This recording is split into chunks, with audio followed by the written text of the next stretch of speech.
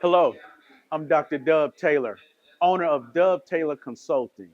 I'm here getting ready for a de escalation customer service training. If your organization is in need of customer service centric training, this opportunity is right for you.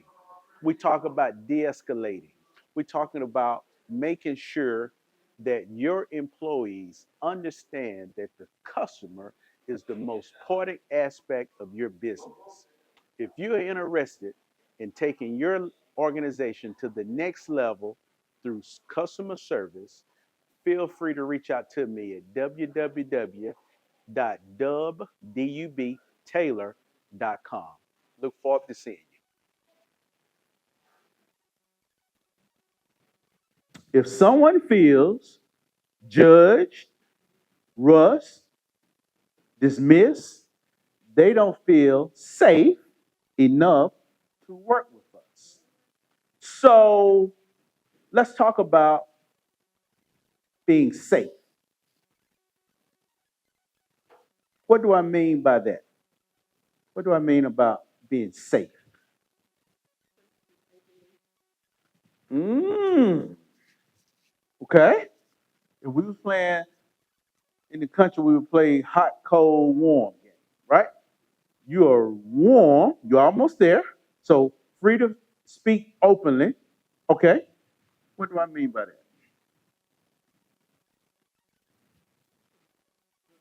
Yeah, safe.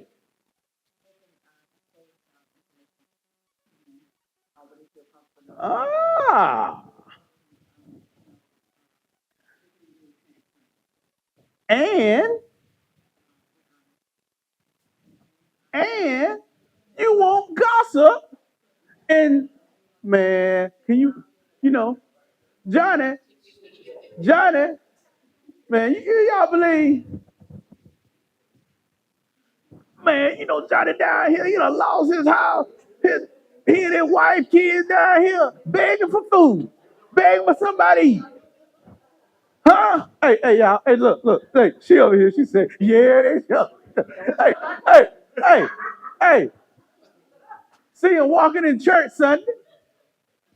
Look at her. She got that new outfit on. She was just down there trying to get some. Uh-huh. Now, guess what? I'm very animated. And I'm saying this in a laughing manner. But that's real world. It's up to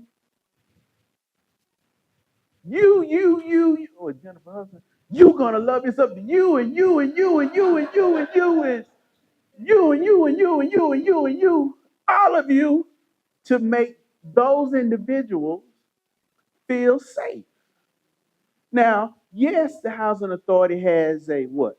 Confidentiality policy, right? They got this long, fancy, as my granddaddy say, educated statement in which you shouldn't even have to have. You should make that interaction, that information should be safe, right?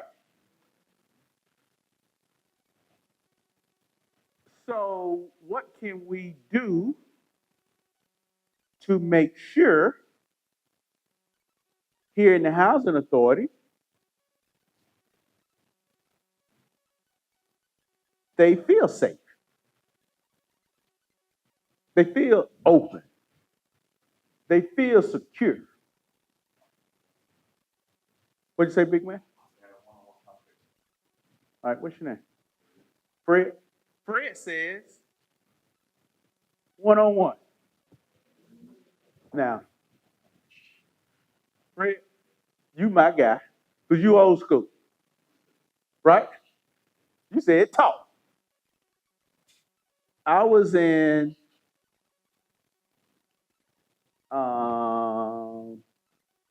not Dalton, outside of Macon, Georgia, and I was at a plant, a German plant, and they was having a leadership issue, right? So the German people sitting way over there, and then they say we only got one plant in the United States, and it's Dublin. That's it, Dublin, Georgia. How many of y'all ever heard of been to Dublin? Yep, right. Long story about Dublin. So it's a huge VA there too. But I was Dublin, Georgia, and the guy says we're having a problem, and our only U.S. plant is there in Dublin. Go there and see what's going on. So I went there, started talking with the management, the leadership team, and say, hey, you need to do this, this. Get what the lady said. I actually got to talk to them. Why can't I just text the employees? She said, I actually got to talk to them. So when you said, Fred, have a conversation, you saying that as in that's second nature and it's easy. A lot of people prefer not to. You know, the new younger generation, people just text. So you wanted to actually have a conversation. That's a safe. What else? What other process? Go ahead. Come on now. In order to build a rapport, you first got to what? Ah, you actually got to talk. You got to come to their level. You have to make him or her feel confident and comfortable to talk to you. Okay? Anybody else? That's great. Please, go ahead.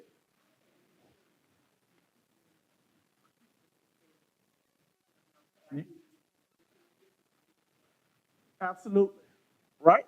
So we got safety. Number two,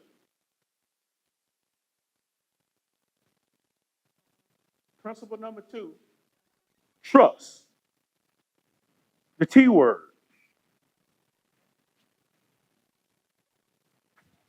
Trust is about building small moments when we are transparent and consistent and respect people, they will believe in us when we tell them what we can do. Not what I want to hear, trust. What are some of the ways, Fred, we can build trust?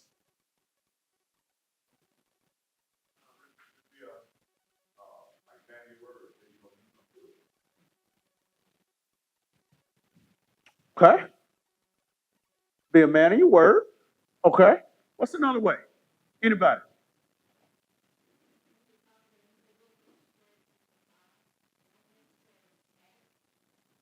Oh, eye contact. Boy, how long you been in this game? Huh? How long you been in this game? A minute. And the reason I'm saying that, I'm saying it in a joking way, but that is a lot of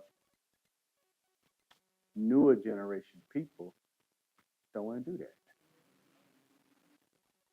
And on the flip side, you have people that feel as if you disrespect them. Yeah, exactly. So it's almost a catch-22, right? I was in New York and I lady opened the door. I said, "Thank you, ma'am." What you calling me, ma'am? Ain't you? I'm like, oh, I'm, I'm from the South. She looked at me like I had stole her Cadillac, right? So you build trust. Hold on, somebody said, "What you know about the bro hand?" That's what I'm talking about. Hey man, my granddad had a '79 tan with peanut butter leather interior. Fleetwood with the vinyl top. All right. So let's go. Number one was what? Number two, let's talk about choice. Let's talk about choice. Choice is giving people a sense of control. In this work, your line of work, a lot of decisions are made for our residents. Offering options, even the small ones, can restore a sense of themselves. So you call me, say, hello, I called for an appointment. Hello? No, we don't have no appointments today. Actually, you want it Friday at 2 o'clock. No, say, I want my appointment Friday at 2 o'clock. No.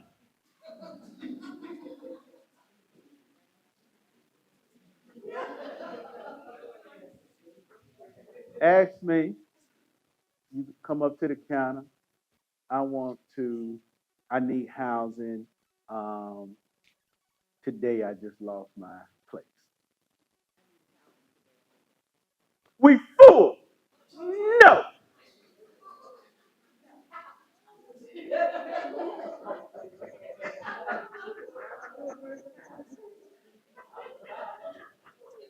Why? Why? I said no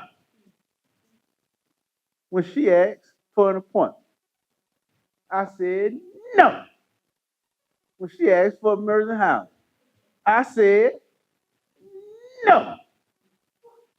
You know why I said it? Because I got the power. I can. I can say no. Skin cancer, beat it. Lost everything. Hit rock bottom. My kids were born in 2007.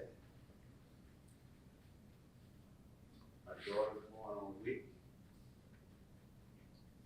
So you think I knew about the brown box, the commodity, the peanut butter, the cheese that, I don't know, you put it in the microwave for 10 hours. Let's get on there. Hey, you get ready to cut it. If I told you that, would you believe it? I lost everything. Not because I did anything wrong, not because I screwed somebody over. Hell.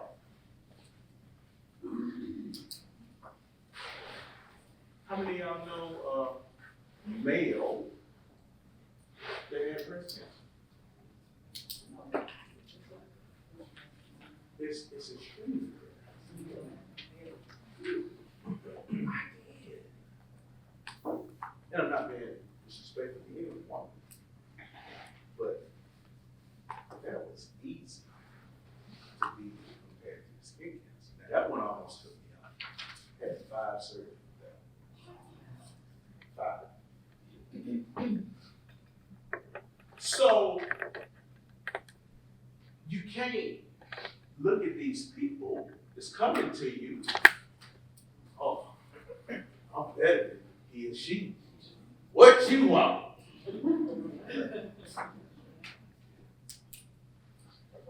No. Okay, when I say no. When I say no, you say no.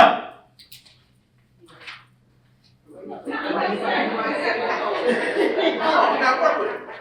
When I say no, just be when I say, why you say Oh. no? Why you say no? Because I can't. I ain't talking about nobody in this room, but somebody act like that. You deny or you say no, guess what? Because I can't. Because I'm on the other side of the window. I'm on the other end of the phone. Can I come down? No. Can I get a? No. We don't have no. Do you have a number of some reason? No. You say that because you can. Guess what?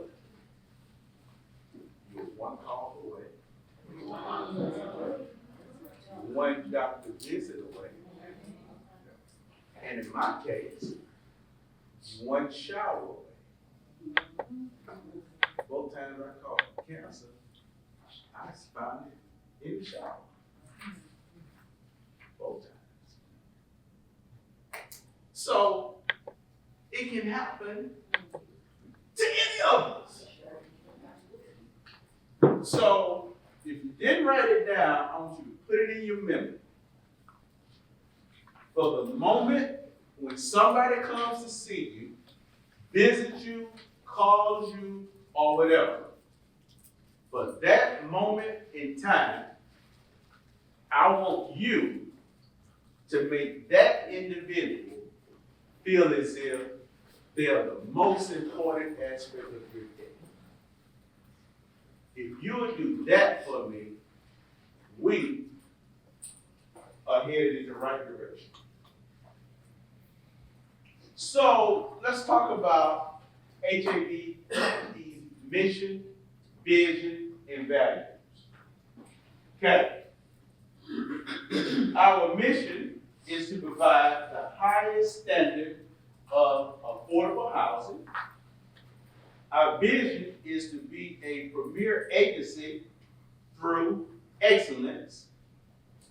And our values, customer service, accountability, and efficiency, these are not just words on a wall. They are the standards for how we show up. Okay? So, think about what I just said. If we keep these values in front of us, when things get difficult, it is much easier to stay grounded. Okay? What's the one word out of this screen that should stand out?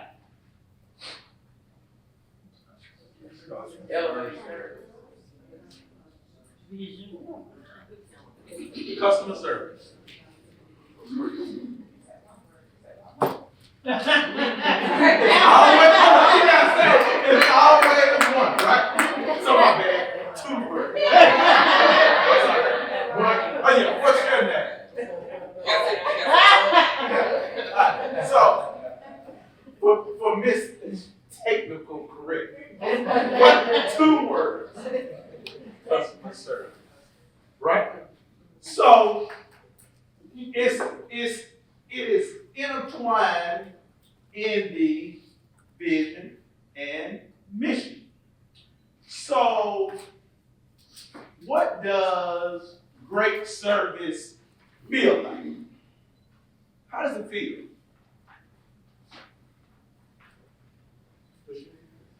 Miss Bass. Miss Bass. Thomas. Miss Bass Thomas. Yes.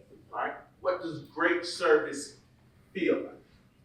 To be respected and treated with kindness and being heard. Being heard. Okay. Give me an example of when you felt as if you received great service. I went to my son's school, he was having an issue. Mm-hmm. I talked to his teacher, she understood the issue, we came to a solution. He or she listened as well as you listen to, listen is a two-way street, right? And you came to a resolution, right? What words would you say describe that experience? I was excited that we handled the issue and I didn't have to go another way. All right, you had to go get it. Right. But I would say, we all have been there, right? We ain't gonna talk about the time I had to go up there and I snatched every computer, everything off of it. Right? We gotta keep it cute. Huh? I keep it cute, I wouldn't do all that. Oh, no. This teacher told my daughter that she wasn't gonna be nothing. Yeah. See, I had PTSD. Yeah, I was tripping. Right? I almost tripped. Yeah. So I would say a word that describes your experience was listen. There is one word that listen. Right? So listen. Right? I would say it, right? Okay? So let's talk about elevating service. Now, the next piece I want to talk on is trauma-informed principles. Now, I just joked about the trauma, right? My childhood, I was traumatic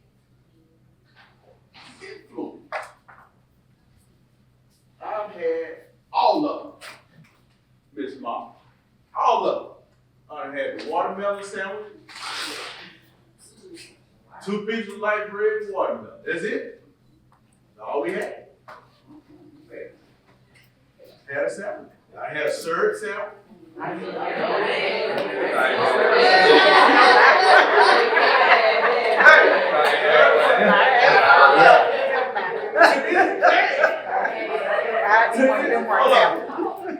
Hold on.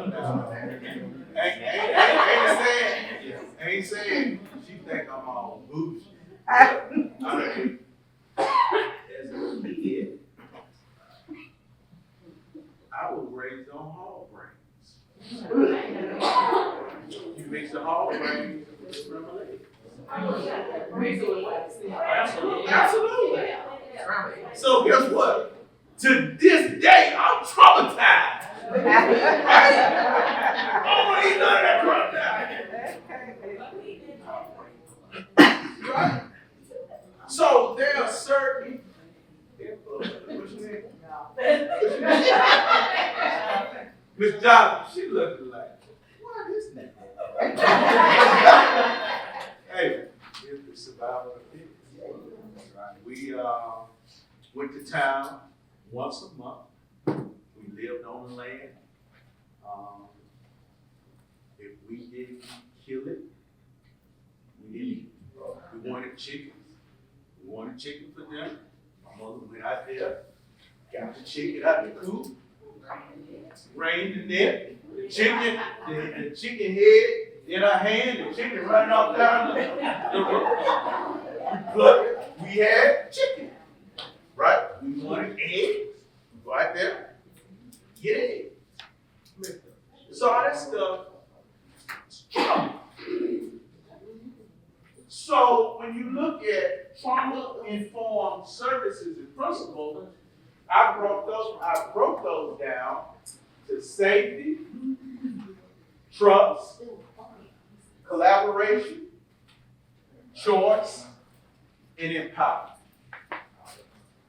Safety, trust, collaboration, empowerment. So let's talk about principle number 1. Safety. Safety is more than just a physical safety. It is also emotional. Safety is more than just being physical. It's emotional. If someone feels judged, rushed, dismissed, they don't feel safe enough to work with us, think about this. Do I feel safe going up to the Birmingham Housing Authority and say I'm homeless? Am I going to go to church Sunday? Hey, sister, she was up here. You know, they out on the street. Do I feel safe that I'm in front of you at my most vulnerable moment? That you won't judge me? Think about that. Here's what I want you to do. Think about, and do this privately, a time when you judge somebody. When you were at work, when you took a phone call, when you were in front of someone and you judged them, or even told someone else. Can you believe it? I want you to do some self-reflecting on this. Think about that. Now, it's 8 of you at a table. I want you to turn to your partner, and I want you to ask your partner one question. What makes HABD a safe place for someone to ask for help? What makes our job, our environment, a safe place? I want you to take like 1 minute and y'all have a discussion.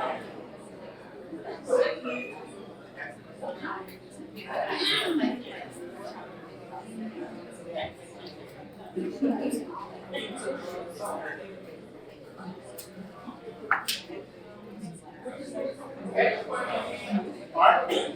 What makes HABD a safe place for someone to come ask for help?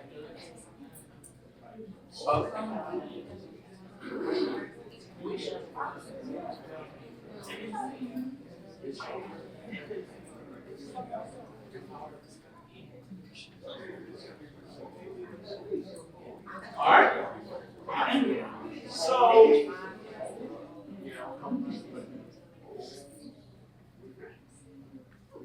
give me here. What's some of your quick discussion here? What makes HABD a safe environment for someone to come ask for help? The confidentiality from what I see, we may discuss things amongst each other, but we don't take business that we hear relations outside of the office and put people's business out. We're definitely held, accountable for things, and then we discuss that we shouldn't. So even if it's business confidential. All right, so your confidentiality policy that the organization has. Yes. Okay, got it?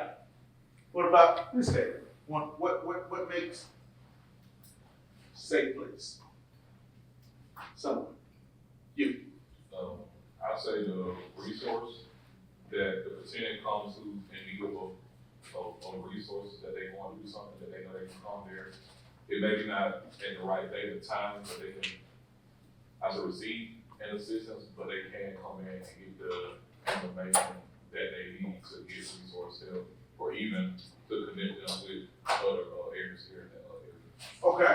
Still all goes back to how you treat people. Man! Woo! Hold up, say that again. Treat these people when they're in front of you. You treat them with respect, don't make them feel like they're inhuman, like they're less than us. Treat them like they're human, like they're in front of you. So, y'all remember a second ago when I said the activists about the nonverbal communication?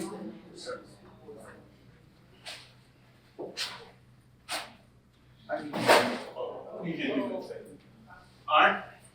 So I want you to say, I want you to ask me, I want to fill out an application for housing.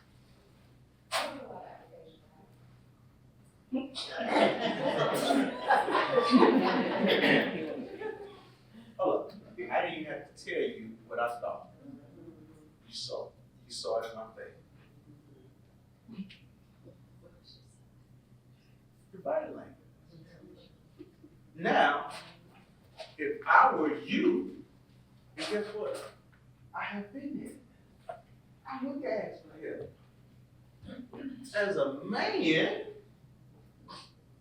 that was probably one of the most humblest. Man, I was at my lowest. And even one felt even lower with the reaction. Absolutely. I felt hard. And I want to get into that piece. But safe environment. Okay?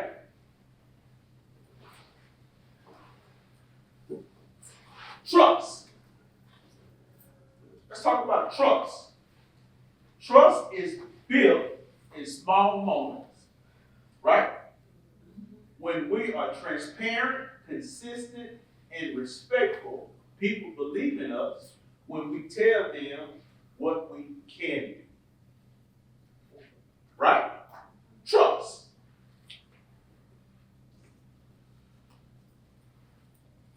What is a small way we can build trust? Listen. Eye contact. They're non-verbal. To make good on your promises, tell them something you're gonna do and actually. Make good. And guess what? Don't tell me what I want to hear. Tell me the truth. Now, I'm a firm believer that sometimes the best love is tough love. Just tell me the truth. If I gotta be 5'8" and with a 6-pack to get in the room, don't have me coming up here tomorrow at 8 o'clock and I'm 5'5". I ain't got a hand. I'd rather for you to tell me the truth. Don't even build my hopes up. What's another way to build trust? You, Miss, what's your name? Simon. What's another way to build trust? Again, it comes to honesty. Honesty. Okay? All right? So we have talked on, what was number one? Safety. Right? Trust. Choice. Choice is about giving people a sense of control. In your line of work, a lot of decisions are made for our residents, offering options, even the small ones, can restore a sense of urgency. Think about that. Choice. How can you give them choice? How can you, instead of saying, no, ask me, can I get an appointment this Friday? Say you want an appointment Friday at 2 o'clock. Excuse me? I want an appointment Friday. Hey, hold on 1 second. Hey girl, hey man, what y'all did last night? Y'all let the POV. Yeah. Oh, see, I didn't think I knew about the plastic bird. Right? You think, hold on now. I'm that dude. So, all right, so, and Can I get one on Friday? no! We close at 12. Next, please. Now, I'm doing it in humor. It's real work.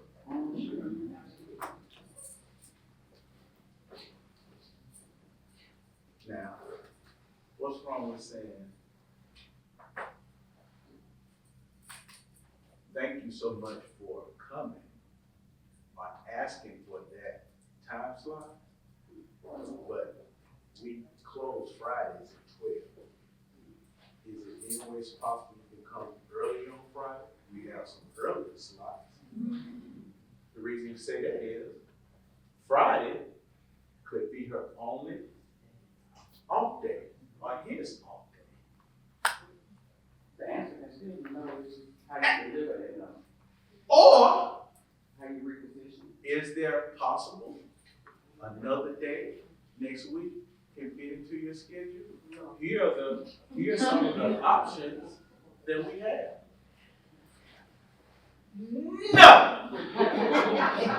Boy, it was popping up in the POV, but how do you think that made that individual feel? So sometimes giving the choice helps. So we have talked about safety. We have talked about trust. We have talked about choice.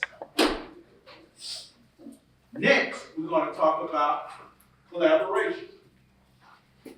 Collaboration means working with residents to find solutions, not just telling them what to do.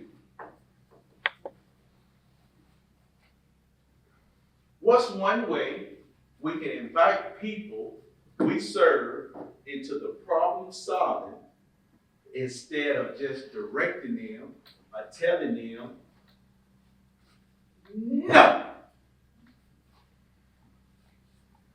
I can answer that question for you. I just did it with her. I just did it with her. Ask probing questions. I'm gonna ask, hey, is there any other time? Can you come, since you're stuck on Friday, instead of 2 o'clock? Is there any other time you're available? You are now engaging that individual to collaborate with you to help them. Okay? So we've talked about safety. We've talked about choice. We've talked about collaboration. Empower. Empowerment is focusing on what people can do, not what they can't do. It's using language that builds confidence other than tearing somebody down. I can tell you, when he or she comes to the housing authority, I'm not saying they're at the end of the road.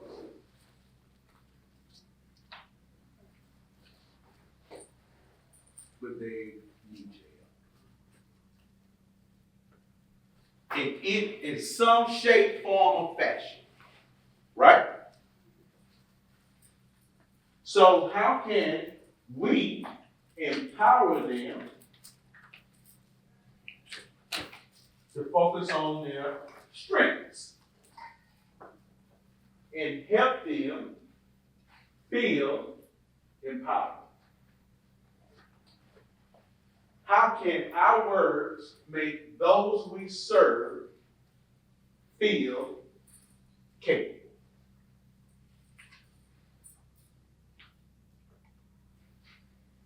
How can the word choice you use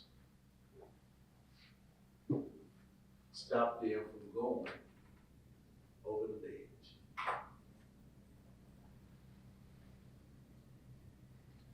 Just walks out there the stuff for them.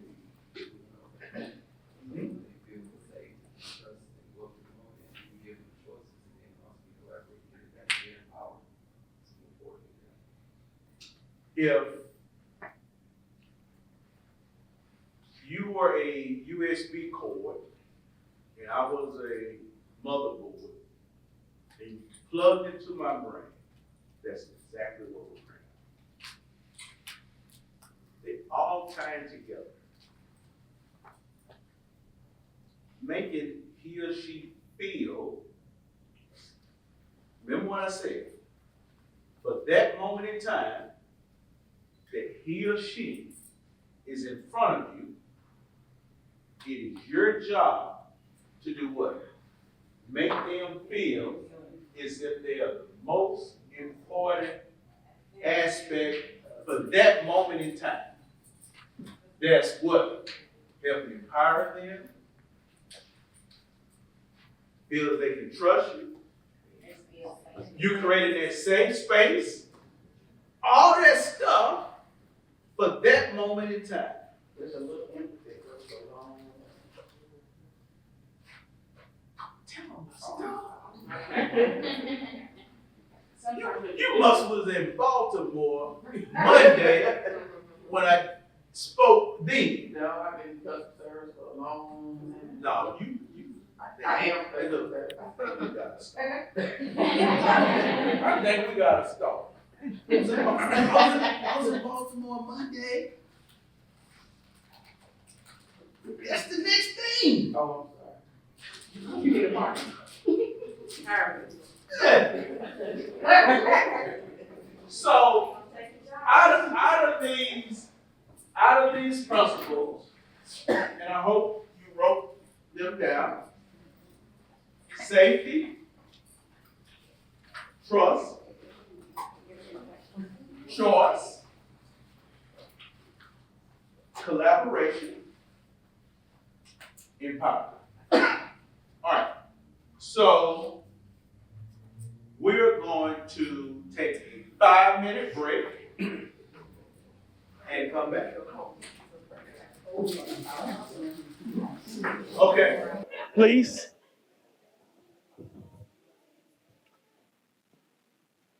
All right, everybody here?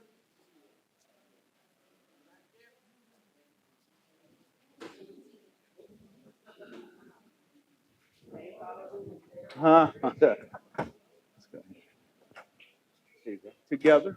All right, so this morning we have spoke about what does great service feels like. We've touched on our missions, core values. We've talked about trauma-informed service principles, safety, trust, choice, collaboration, and empowerment. All right, so what's your name? Huh? Miss Joyce. All right, Miss Joy. All right, Miss Joy. All right, so what time is it? What time is it? All right, we got to start like 8. So for the last hour, we've spent like an hour together. Tell me what you have learned thus far.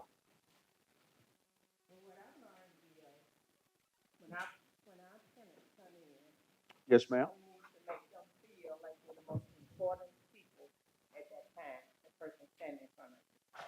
And it's one thing that I did not hear anything about that I think makes a good point too. Yes, ma'am. Is tone, Mm-hmm. how you talk to people. Yep. Because you can build a person's trust by the tone of your voice. Correct. And I also the theme of these three things of trust, safety, collaboration, choice, and empowerment, I've learned that all of these here work together in order to build that trust in that center. Yes, ma'am. So, and then too, another thing too, when I deal with the tenants, I want to treat them the way I would want to be treated if I walked in the place. Yes, ma'am. So, I take all that in consideration, and it goes back to what you teach right here. Got it. Got it. So, do you first feel as if this first hour was productive? Yes, I do. All right. Thank you. All right. So, what about you? Tell me, sum up this first hour. What have you learned? What you think? All about making sure that you are actually working the person in front of you, and even if you can't get that person, you know,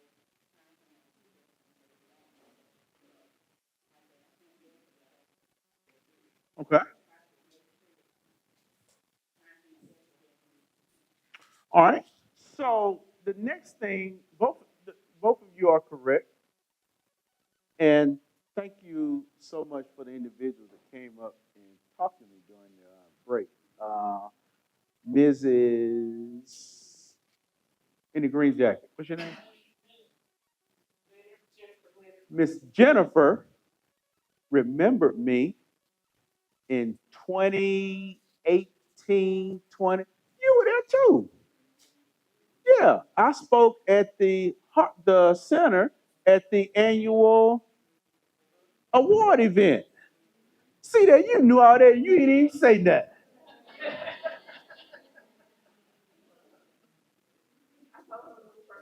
Isn't that something? Hey, now hold on. You told who? Who? Her? Now, don't you tell me the truth. She like, I done seen that little short dude before. Did she say that? Oh, you ain't gonna red out. Okay. See what I'm talking about? Hey, you see how she snitched on you like that? See what I'm talking about? See what I'm talking about? So, guess what? I'm no exempt to it. Somebody here at the Housing Authority remembered how I made them feel 7 years ago. What if I'd have came up there, man, y'all, you know what I'm saying, man? Yeah, yeah. You think that they would ask me to come back? You think trust? So it's no different. So let's talk about I didn't have a pen. I want y'all to repeat that after me. I didn't have a pen. The woman behind the counter made a degrading comment. I was already at my lowest. She made me feel less than a man. Exactly. You know how y'all read quotes and all that stuff, and it have like Martin Luther King, or it has the person that said that quote.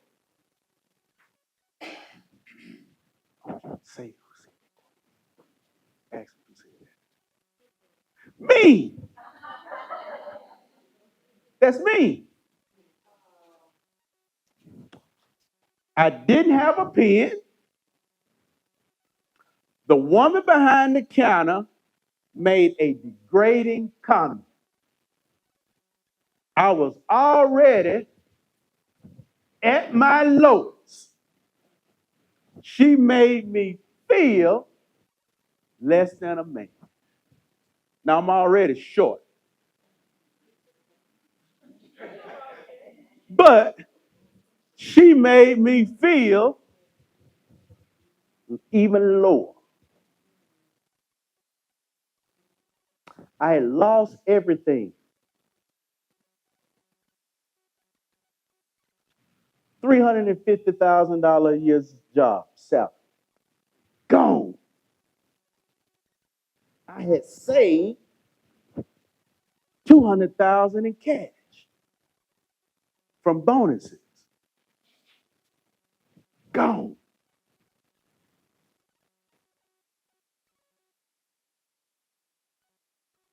Truck. Beep, beep, beep. Repo. Mercedes S550. Gone. Health insurance. Gone.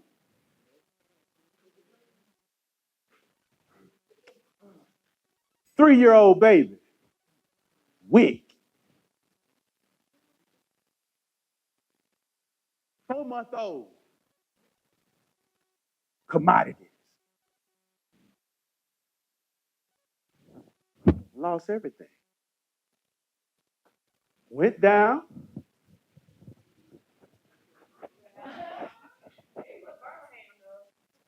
I need help. You ain't have no pen. When I left home that day, do you think a pen was on my mind? Do you think, oh, I got a checklist. Okay, I gotta have this. I gotta have that. I gotta have this.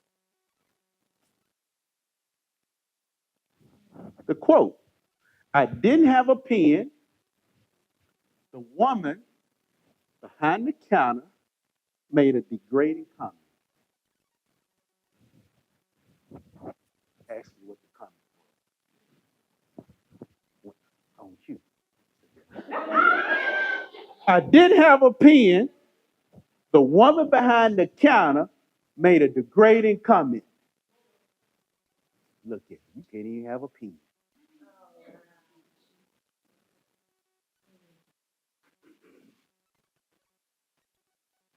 You have no idea how that made me feel.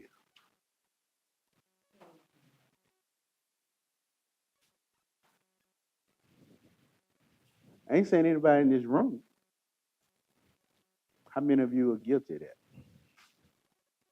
Just think of that. And in some shape, form, or fashion. You ain't got your driver's license. Next, please. My deficiency was a pen. You come up here without no social security card, come back next Friday.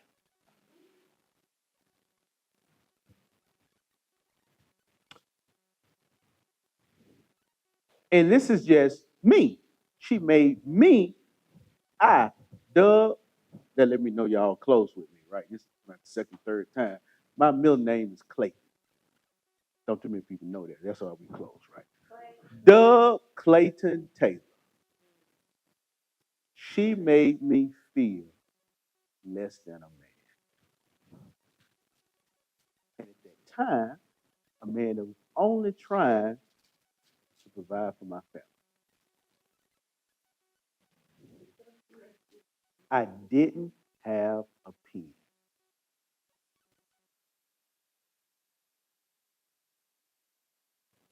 Think about that.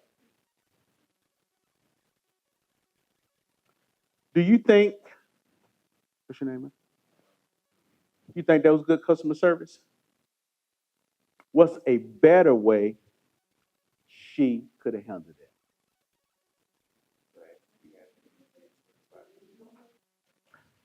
She didn't even ask me. Can I give you one? And you know the other part of that story? She closed the window down, and I heard her in the, y'all believe this fool came up here with no pen? That's the comment.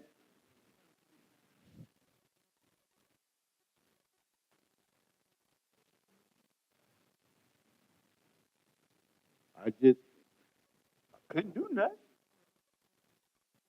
I just tucked my tail. And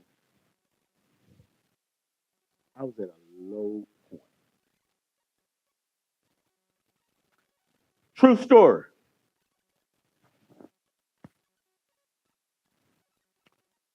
When service stays with you,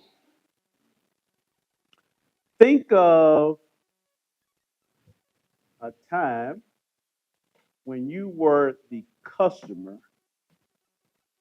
good, bad, and the way someone made you feel stuck with you. It was drive through at Chick-fil-A, Starbucks, at the bank, at home. Think of a time when you were a customer, good or bad, and the way someone made you feel stuck with you. I go first.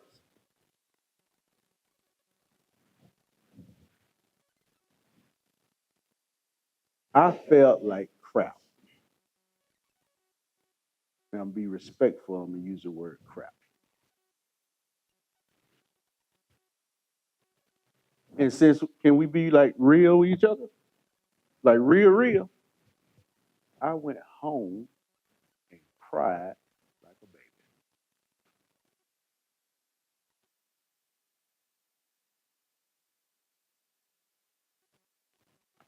Can I go a second time?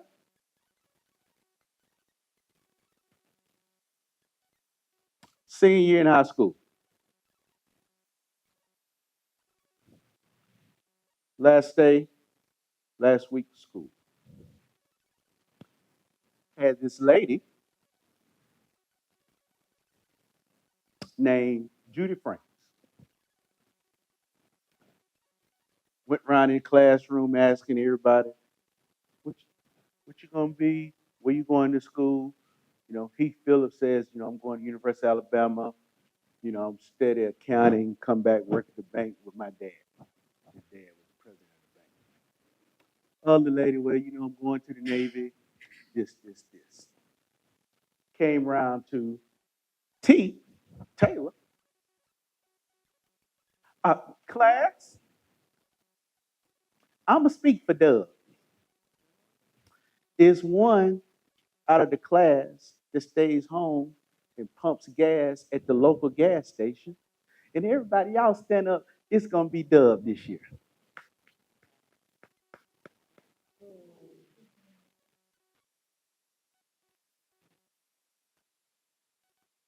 I'm smiling now. But how do you think that made me feel?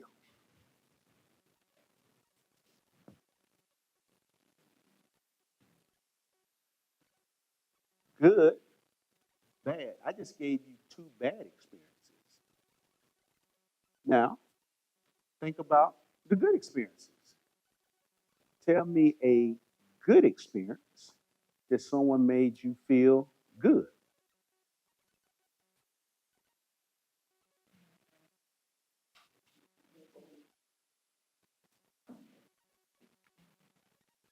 While you thinking, you. I caught you off guard then, didn't I? All right. Okay.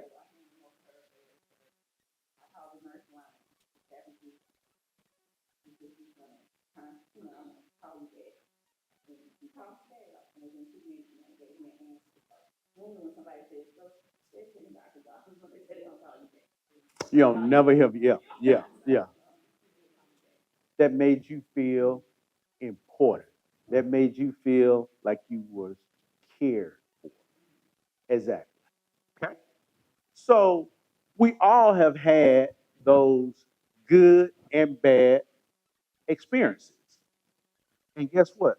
When was that? When was that experience? Okay. That stuck with you.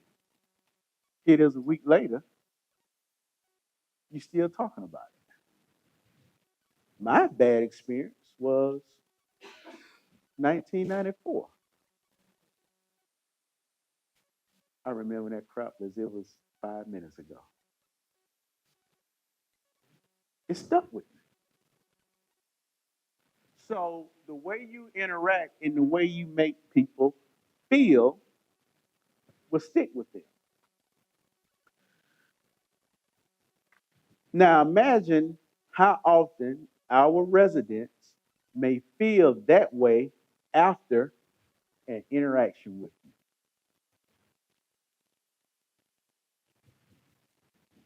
If I were to go poll or survey 100 people that has come to the housing authority, what would they say?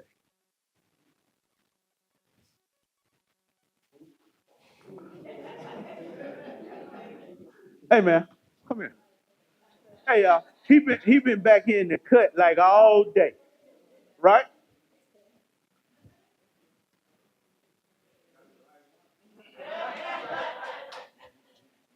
So, what's your name, man? Why you so tall? I had to get the tallest dude, right? So, if I were to go poll 100 people and say,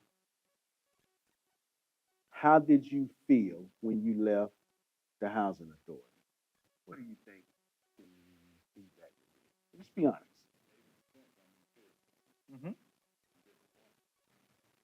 Yep. Other 20.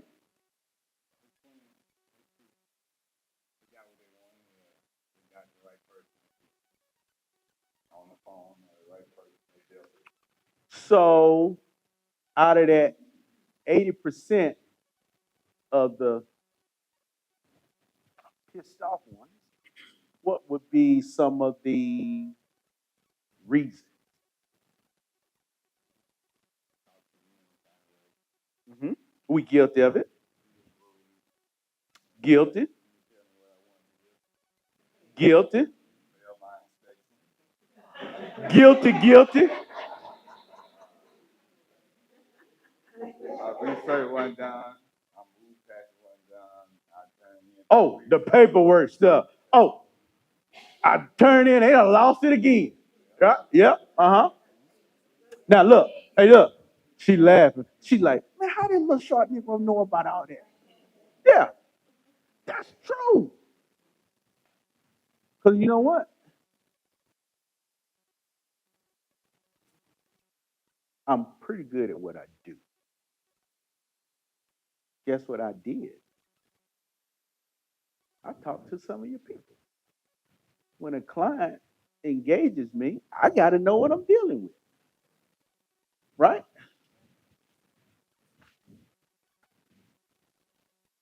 I ain't gonna say 80%, but it was over 50. Unsatisfied.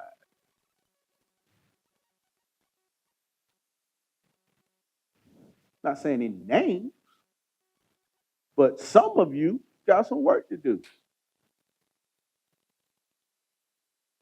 Now, there's always two sides to every story, right? You can't come up in there just talking to me any kind of way, right? Right? Absolutely. However, you never know that person's situation. But no matter what the situation, it doesn't give anybody the right to degrade or be disrespectful, any of that stuff, right? However, you have to always understand that you can be on the other side of that phone or that glass with one cough. One cough, one phone call, one paycheck. And in some cases, when I say one phone call, how many of you go to the doctor? And then they call back, well, we're gonna call you back, in a week with the result. That phone call can change the trajectory of your life.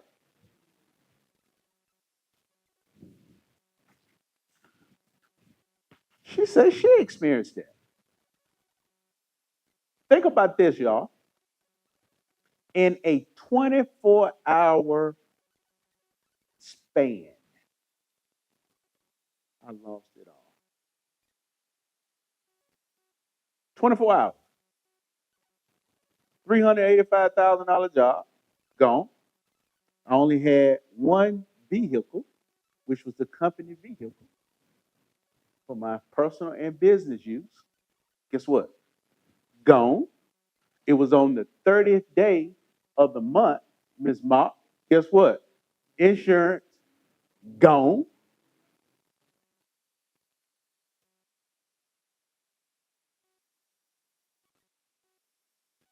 Wife at the time, 7 months pregnant.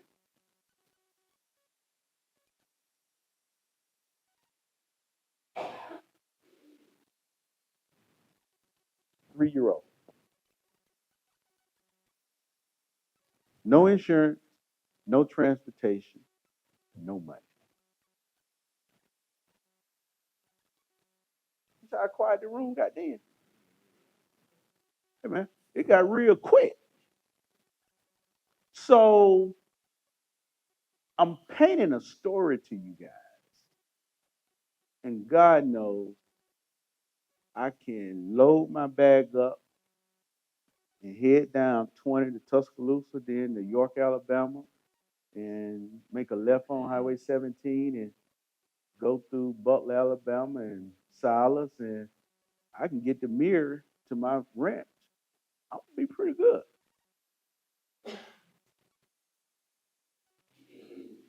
If it's one thing that you take from me today, it can be you in the blink of an eye. So those 80% of those people, we got work to do. Now, I have laughed and hee-heed and hawed with you today. Now I want to get real with you. There's some of your customers that feel as if you don't care.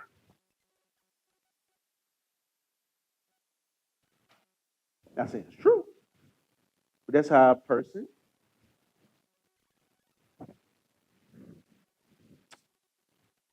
feel. Okay? So let's practice. When and if that situation happens, okay? We're going to talk about reframing. Reframe. In the hood, we can call it switching it up, changing it up. So on the screen, you see calm down. I see this is frustrating. This is frustrating. You shouldn't read, you should have read the instructions. Let's walk through this together. Same thing. Switch it up a little bit. No, not right now.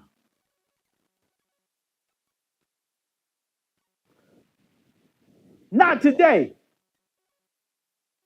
Is it another time next week? Maybe you can come.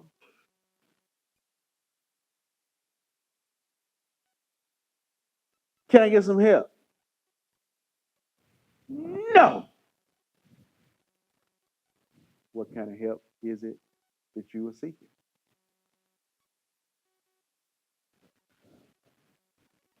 Look at the screen. Calm down.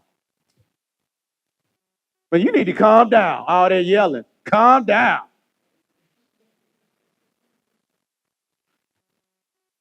You know why you're laughing? That's what we say. I mean, we want to be real with each other. Now ain't no time to be in here in no white picket fence or no big house on the prairie. This is real. We all have done it, or said it, or experienced it. Calm down. Then guess what? What you mean calm down? Then guess what? Now it done went a little higher. You telling me to calm down? I got a 5-year-old, a 3-year-old, a newborn, and we out here on the street, and you telling me to calm down. Why are you saying that? Because I drove in my Toyota Camry. I had me a house. I got me an apartment. So you feel like what? You good. So calm down.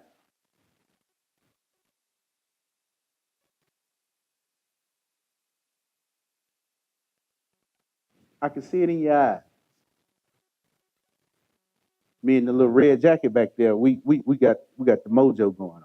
I mean the green jacket. We got the mojo going on. It's real world. So let's take a couple of minutes, and what I want you to do is we're going to practice reframing our words.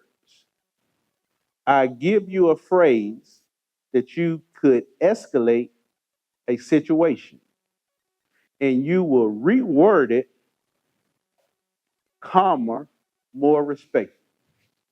So go to your partner and y'all talk about it. Couple of minutes. The phrase we'll do it simple. What's on the board? Calm down. Person come to you. This is scenario. Person come to you. I need some help. I need a place to stay.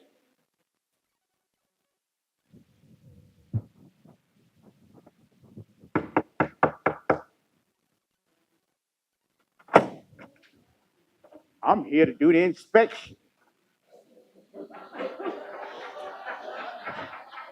Come here, man. Come here, come here, come here, come here. See, you ain't think I knew, did you? You ain't think I knew. You know what I'm saying? Hey. I get paid to. Yeah, hey, I'm the first to admit. I get. Hey, exactly. Hey, exactly, exactly. Now, I get paid the big boss for a reason. I do my stuff.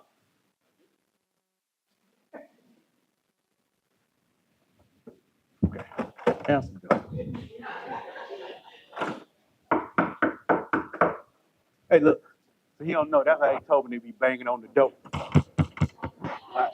Yeah. I'm here for the inspection. Man, this place junky.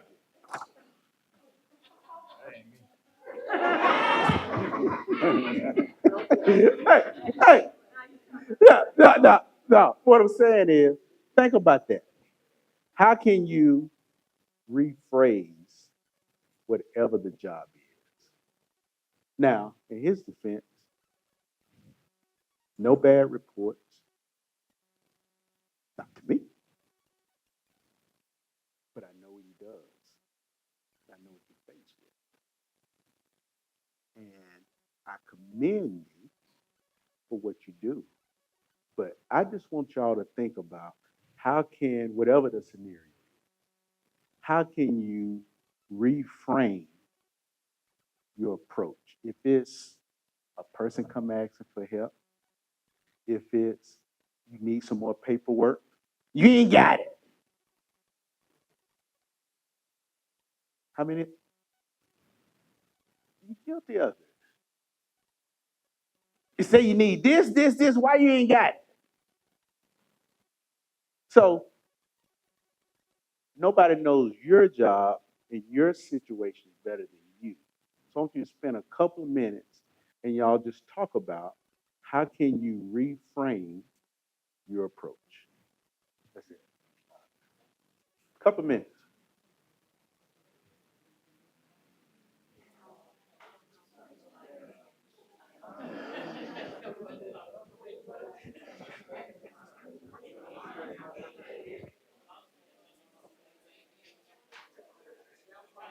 like 30 more seconds.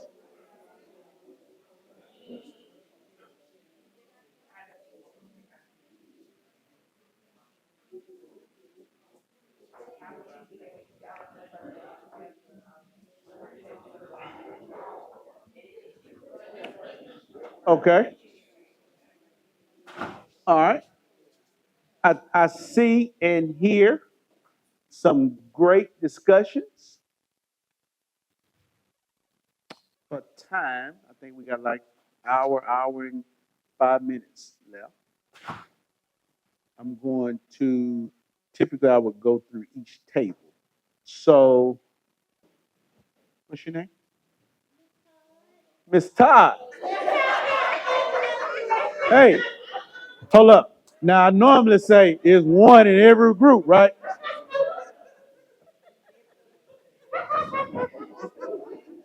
Miss Todd,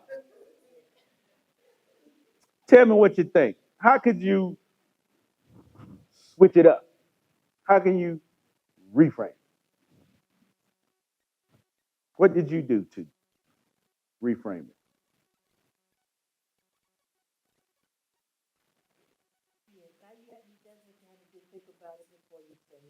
Hold up. Did y'all see what she did? I was sitting there thinking, did she hear me? Hello? Hello? She she she was running the game. She was running the game on me, and I didn't even know it. Guess what she did? She calmed down. She took a breath. Then she.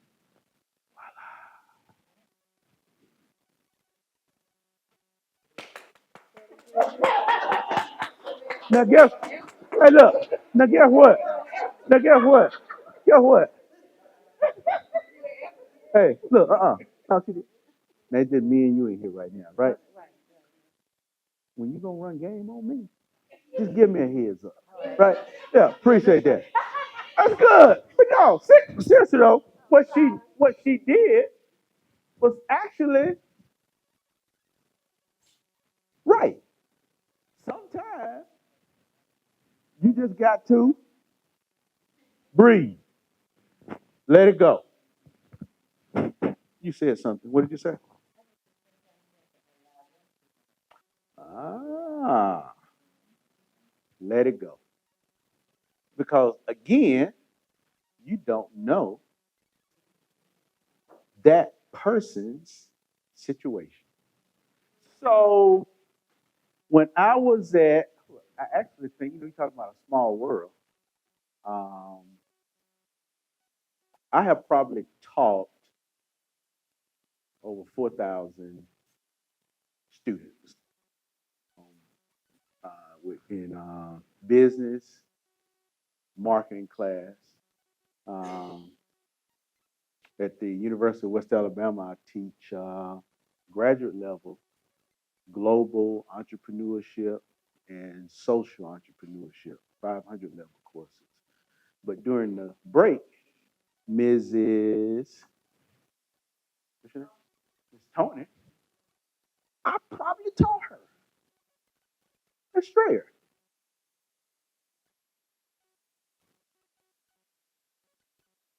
Business 101, intro to business. You took that, right? And I was teaching during that time frame. Small world. So, true story. At a center,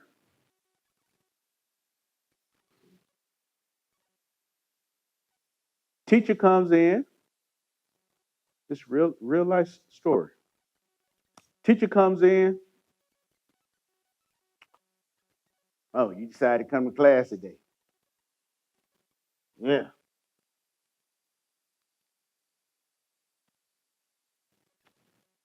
Young lady comes in. Oh, we need to see you outside. The student.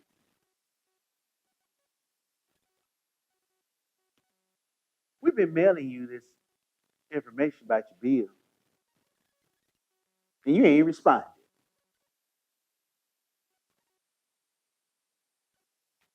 It was a woman.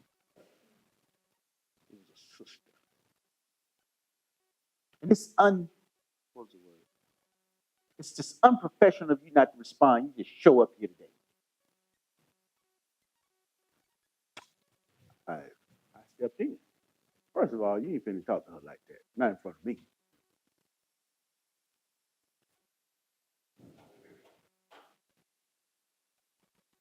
Is there a reason why? Reframing. You been missing class? Yes, Mr. Taylor.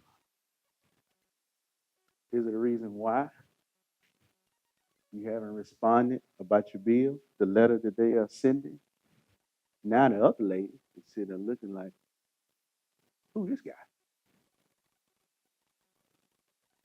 The lady was homeless. And the male, she was living in a shelter. Shelters don't accept mail. This lady, 3 kids, going to school, trying to better herself. And y'all degrade, made her feel like boo-boo because she ain't responding to mail. I'm living in a shelter. Nobody asked, can you please explain the situation? This all of a sudden, they jump to a conclusion. That's unprofessional.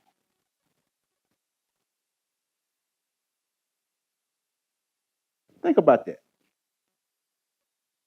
Reframing the situation. Now, if I hadn't stepped in when I did, that little situation finna get ugly. I saw, I think her next move was gonna be this right here.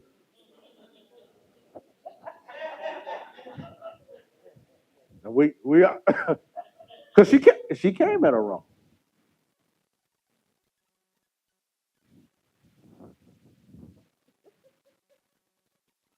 But tell me what's going on. And the minute, guess what? You could feel that. You could feel the air, the tension just calm down. So what gets in the way of great service? Now we're getting real again. What makes it hard to consistently provide great service here at HABD? Now, I want to be honest with you. I'm a chief. I got some of the answers from them folks I talked to. But that's their perspective. I want to know from you internally, and again, I want you to think about this. We're not getting into a bashing or whatever match. But I want you to think about internally what makes it hard for us to provide great service. Woo! Come here.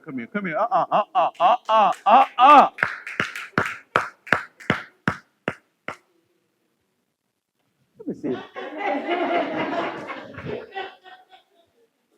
Run it up. I need it. Hold on. Hey. We can talk later. We can talk later. Hold on.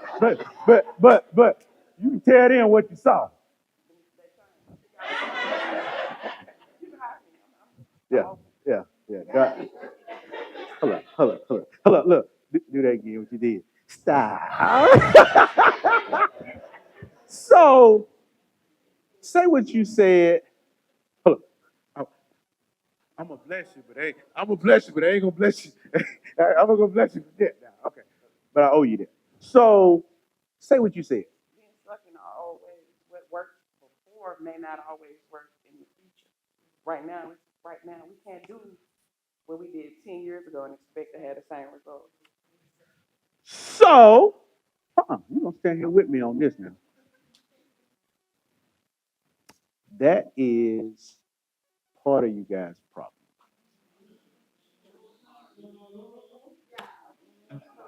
Boy, I stepped on. Hold on. Let me borrow this chair. Because, it seems like every person I call is tall. Come on. So, hold on. Don't act like you don't see these gators down here now. Right. So, the way, this is the way, this is the way we always done it. I've been here 10 years. Who she thinks she is? Coming up in here Trying to change it. It ain't gonna work. It wasn't working before. So let's work together to try to come to a compromise. Who? See what I'm talking about? Who? Who he think he is? We always did it this way. Because the service stores is new. And guess what? I'm gonna tell you this, and I'm very animated, but I connect with people in humor, right? But I'm talking real stuff, right? The state of Alabama pays $275, $300 unemployment. Okay? You gotta ask me how I know that. Because I done been fired and had been on unemployment before. That's a whole nother story. Or Birmingham Housing Authority pays you XYZ an hour or a salary or whatever your dollar amount that you make. Okay? Follow where I'm going. You can keep up and keep doing all this funny, crazy stuff, and you're gonna be unemployed, and the state of Alabama is gonna be giving you $275 a week.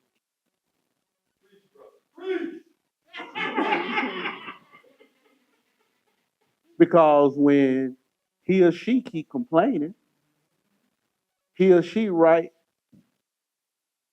Mayor, the one last name, Ruffin, Woodford. I'm thinking about the temptation. I'm thinking about Otis, right? Guess what? Miss Foster and Miss Mitchell and Mr. They go.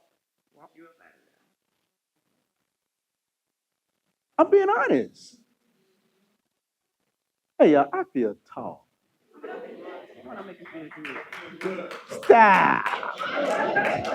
Hey, but no, what I'm saying is serious stuff, man. Treating these people with respect. Hey, be like, Mr. Charlie. Treating these people with respect is your livelihood. Nobody's perfect. And I'm going to go back to what I said in the first 30 minutes when we started talking. For that moment in time, that he or she is in front of you, I need for you to make that person feel as if they are the most important aspect of your day. That'll help those scores out. That'll help those surveys out. And honestly, it will help you out as a person because you have a sense of belonging. You actually help someone. And you got to get out of the old way of thinking. And I'm not saying that what you was in Baltimore with me. Not saying what you did in 2018 or 2019 was wrong. It was right for then. You got a new breed of people, a new mentality of people, technology. You have Chat GPT, you got AI, BI, FBI, DIFD, all that stuff.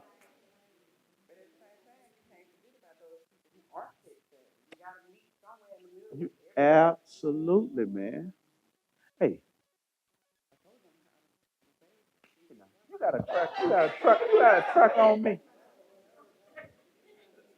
Everybody need a hype. I think she'll be a good hype man for me. You know what I'm saying? Yeah. So, well, yeah, boy. Yeah. So I need for you to think about like internally. You got it? Internally. Is it paperwork? Is it what they got me here today doing? Lack of training? Is it more training? Is it more one-on-one training? You know, these groups are nice, but I do individual coaching sessions. Is it you need your manager or your supervisor to change his or her ways? I mean, this it ain't all just you. It's it's it's the system. It's from the top down, right? Nobody's immune. Okay. Um, in 2006, I was here in Birmingham. 2005, I was in Birmingham. Very successful as an individual contributor at Airmark, right over by the railroad track off of Finney, right down from Nicky's West down there. Yeah. May I help you? You know, those go to Nicky West. No, that's what guy said. He been there for 31 years. He and his brother, the little bald head guy. Yep. May I help you? Yeah, yeah, yeah, yeah, yeah. Hello. But think about that. Think about what I just said. I was I've been eating at that place since '02, '03. I still remember how that guy made me feel. He's the first guy on the line, bald head. May I help you? Now, what'd you say? You got it right. If I helped you. I went there the other day. He's still there. His brother carries the food from the back. See, you looking like, man, how does dude know all that stuff? I get to know people. His brother carries the food and stuff from the back, but he works the line. They've been there like 31, 32 years. I remember how that makes me feel. Okay? So the story I was going to say in 2006, I was very successful as an individual contributor. And Brenda White, the HR lady at the time, asked me, I was getting promoted to my first management job. Okay. She says, I want you to go to Memphis. Chris Dodds, the senior VP, says, no, I am not sending Dub to Memphis. That place is a dump. And I'm not going to waste my top person in that dump. I said, that's where I want to go. Y'all see bankrupt. I saw the bank. Memphis was ranked 57th out of 57 teams for 5 consecutive years all across the country.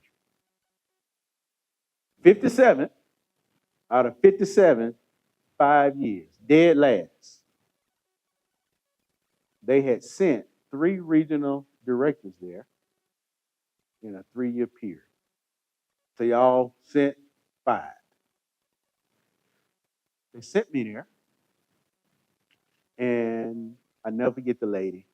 My first day, I was at the water fountain. She come to me. She said, "Hey, sugar, I want you to know I got my money on you." First of all, I'm thinking, why would lady touching me on the shoulder? Then she said, "It's an office pool that you won't last for 30 days. And I want you to know I doubled down. I said you was going to ask 60. You do good now." 12 months, we went from 57 to 39. Year 2, we went from 39 to 25th. Year 3, it's in the top 10 of the country.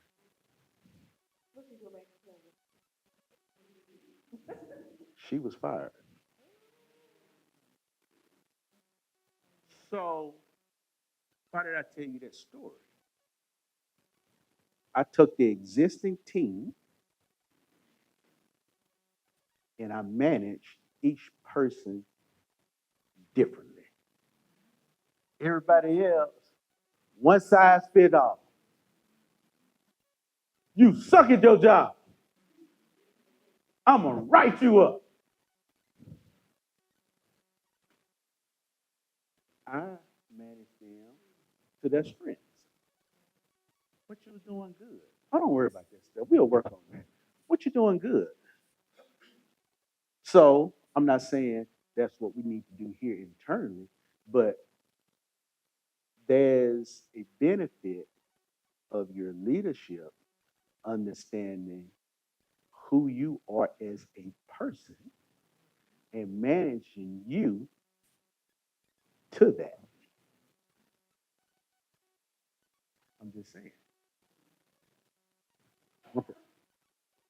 The Bobby Knights, I don't know if you are the sports people, the Bobby Knights of the world, getting chairs slanging, getting Isaiah Thomas and grabbing him in that stuff worked in the 70s.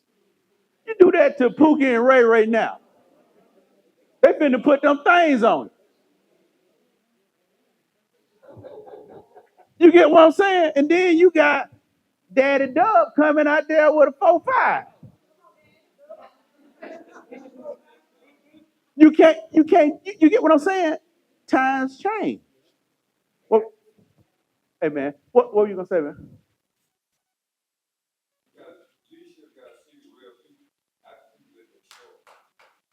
Ah, come on, say that again, Doc. Absolutely. See what I'm talking about? See what I'm talking about? So before Mrs. Leopard Pants stole my thunder earlier, I still say you was in Baltimore now. Empathy is what turns policy into dignity. Hold on, you gotta give me credit for that.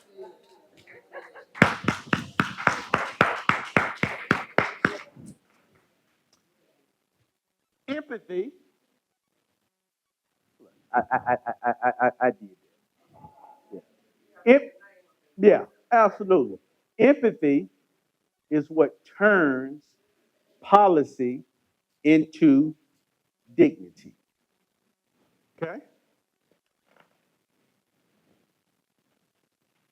I want you to think about this piece right here. We've already had a break. We're going to break. So, understanding escalation.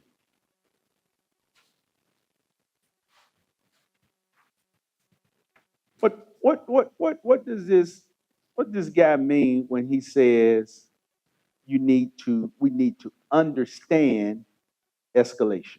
What does that mean?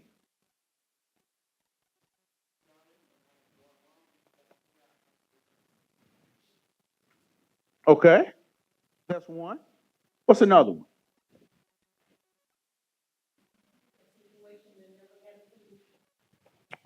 Situation and what now? Okay, okay.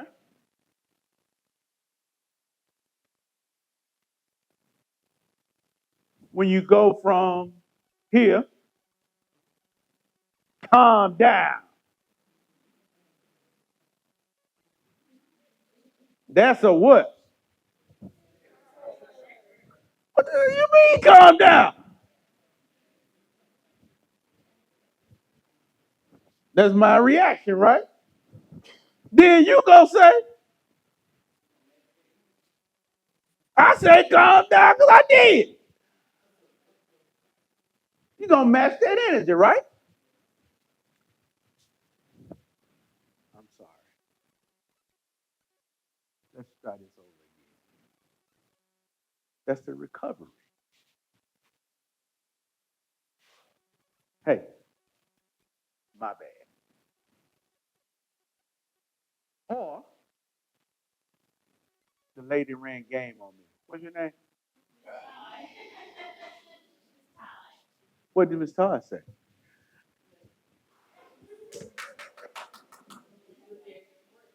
Now, using that same scenario, Miss Mop, that I did with my boy here, even though he old new.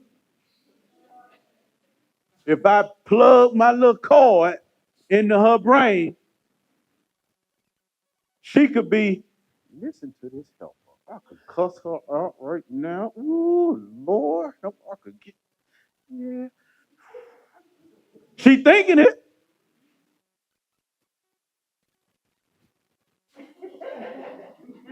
I can't wait to get out of here and get on. Through with these people today. Lord, Jesus. You know why y'all laughing? That's true. I can't believe this guy came up here with no pen. No pen. Would you like for me to provide a pen for you, sir? You may think it, just don't say it.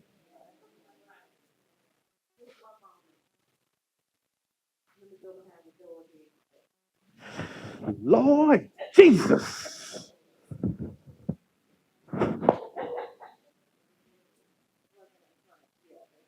It happens. Okay?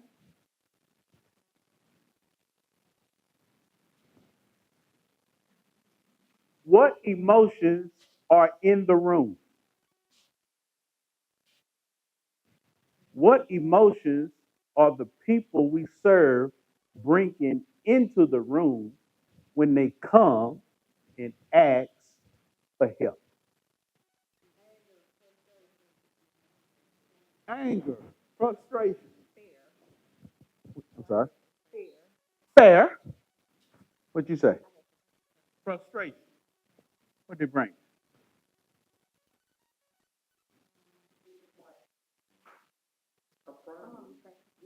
Huh? Sadness. Confusion. What did it bring?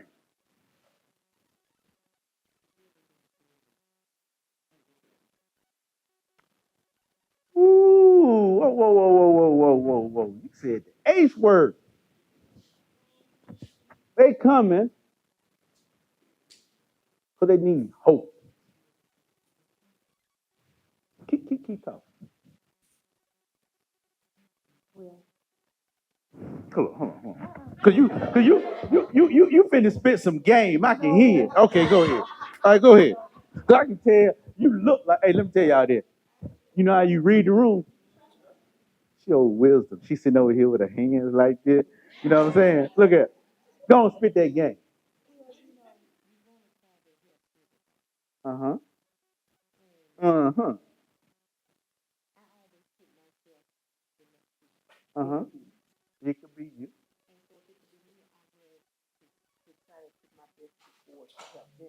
Uh huh. Absolutely. Hmm. Praise God. That's what I'm talking about.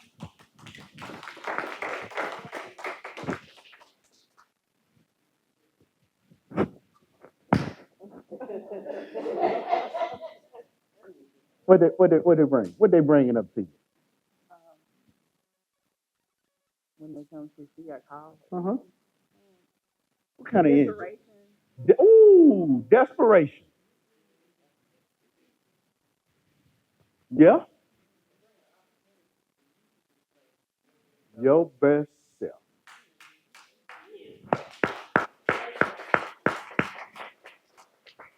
Okay.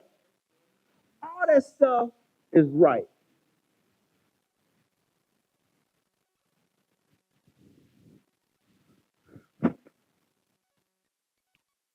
When you feel triggered, think about this.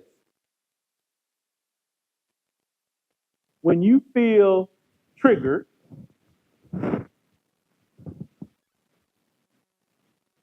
everybody got that boiling point. Everybody got that hot button, right? Everybody got that trigger. I tend to what?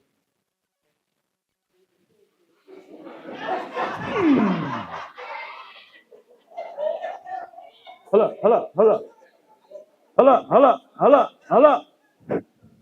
No,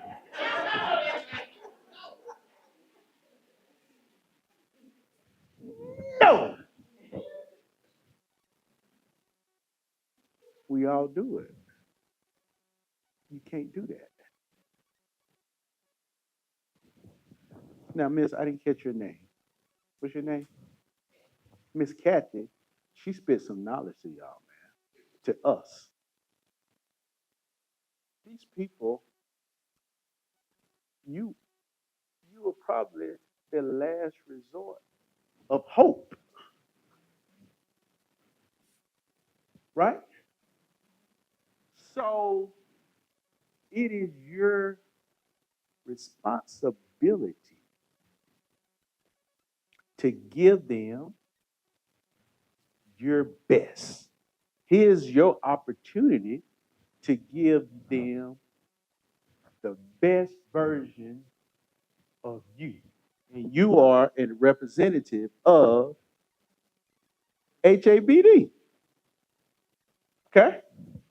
So even when you get that trigger, you should,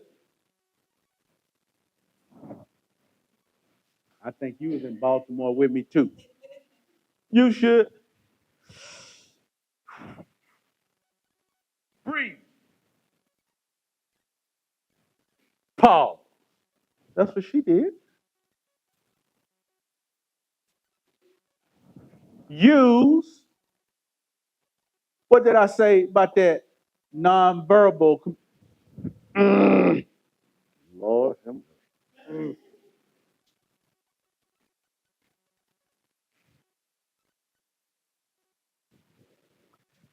take a break, tag a teammate. You get that boiling moment, right? Hey, y'all. Hey,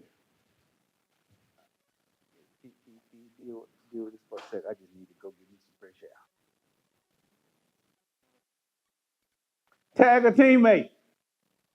That teammate, your coworker, your supervisor, your boss.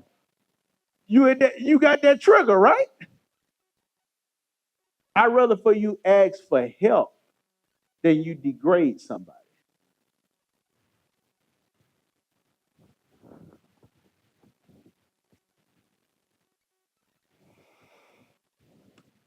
Practice calm under pressure.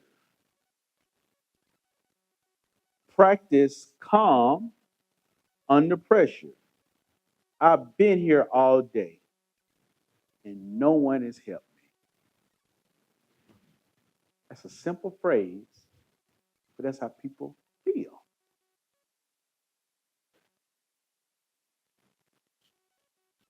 How many of y'all had to go to the DMV, get a car tag, license renewed? That's probably the worst process. I'd rather go get a root canal than go to the DMV to get my license or tag renewed. You gotta take off a whole day work. Huh? So you just have to be patient when people come to you. And when they say, no one has helped me, oh, you should have came earlier. Now, guess what that did? That escalated the situation. Oh, y'all should have more people up here working. Now, you're going to match that in. Well, you should have not lost your place.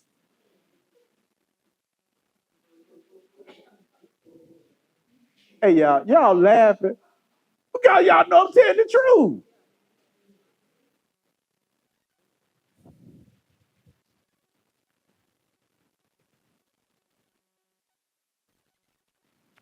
Let's talk about tools for de-escalation. What tools do we have in our toolbox to help us de-escalate? Some of you have them, and some of you don't even realize that you have it. Empathy is one.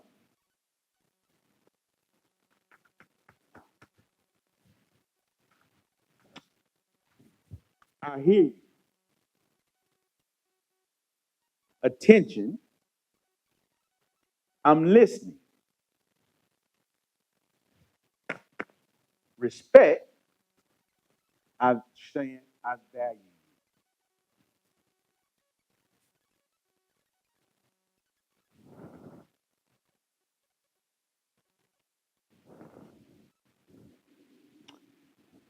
This is the ear tool.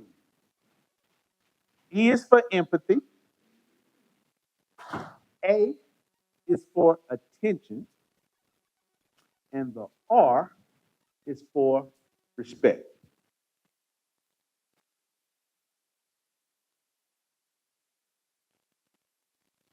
How is listening, showing attention, how does that help in the situation, my man? How does that help? Mm-hmm.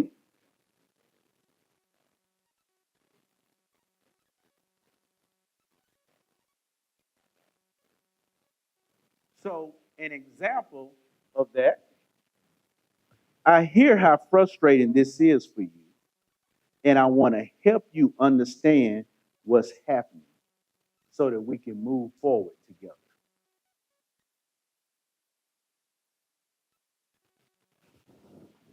You're showing empathy, you have attention, and you're showing that person respect. Okay? All right. We're in our final stretch. And so we're going to take a quick 5 minute and we're going to come back in 5 minutes. And we're going to take it on in.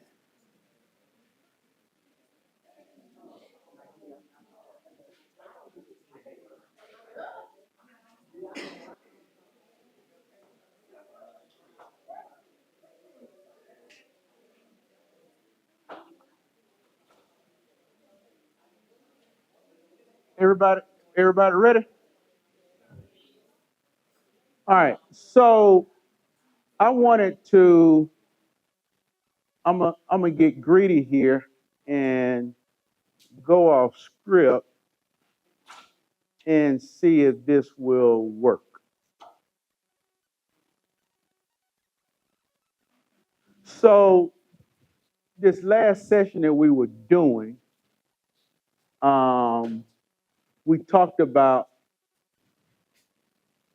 getting out of the way we kind of was doing things in the past, right? And that triggered something that I can say I built my career. And guess where I launched it at? Here in Birmingham. The Show Me the Money tour. I went around the country to 10 cities around the US doing a tour on growth and business. Guess where I picked the very first city to launch the tour? Right here. Um, and it was centered around getting comfortable, making yourself uncomfortable. Okay? I'm taking y'all somewhere. This was in 16. And here, 9 years later, we said it today. This speech, parts of this speech, I have done this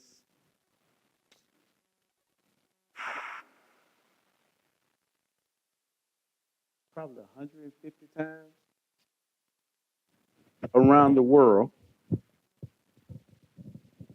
And I'm going to see if it'll play and we can hear parts of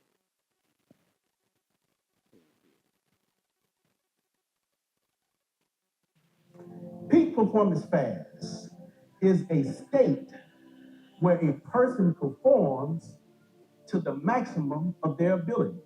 Put your hands up in the air. On the count of three, I want you to get on your toes and reach just a tad bit higher. Stretch it. There's no escaping the looming need to be better than our record. Listen to this.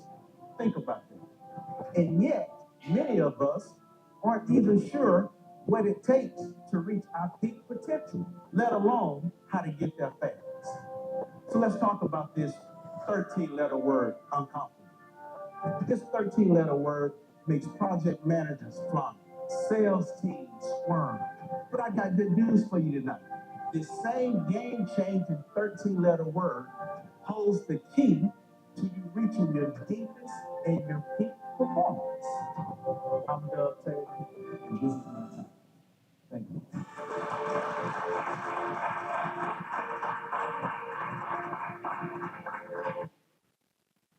Getting them comfortable.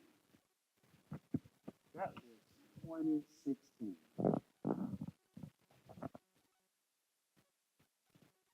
Making yourself, that was 2016. Making yourself comfortable being uncomfortable. And how does that relate so much to you now when you start growing and you start doing something different? Times change, situations change, people change. So you have to change and adapt with the time. So we talked about the ear, right?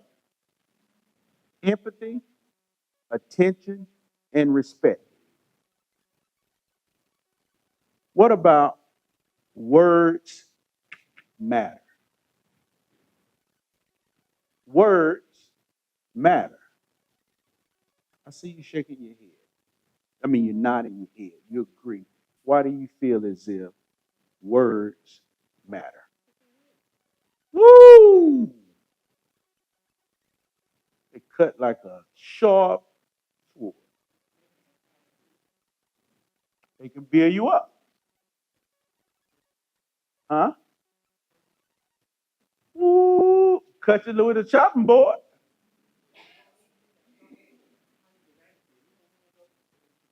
All right? Escalate.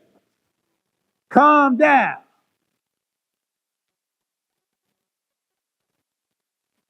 I want to help you feel heard.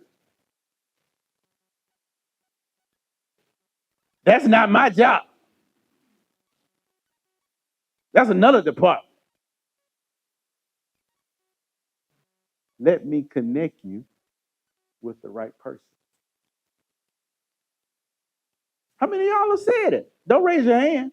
That ain't my job.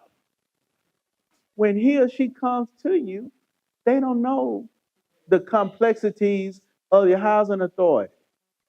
They don't know. Only thing they know, they in front of you.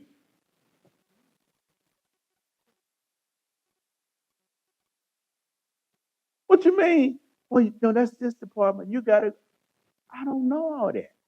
This is my first time needing help.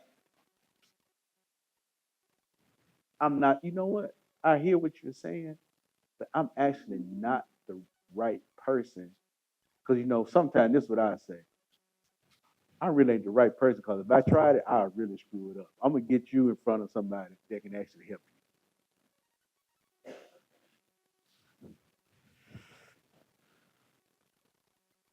You're too late.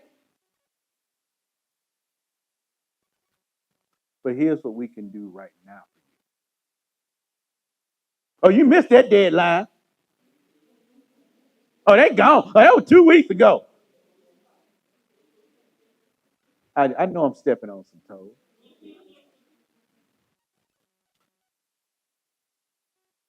But the next application process or time frame is in 2 weeks or whatever.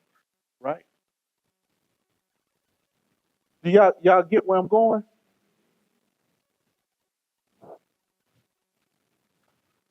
You turn, try rewording these. Your turn. You should have brought this earlier. How can you rephrase that? How can you reframe that? You should have brought this earlier.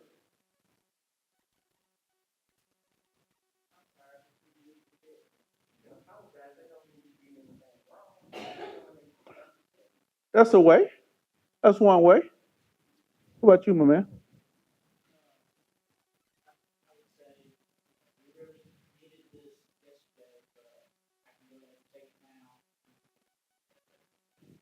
Or maybe you can't take care of it. Go back to, y'all remember, the trust thing. You said you'll take care of it. Hey, I can take this, but the deadline was actually yesterday.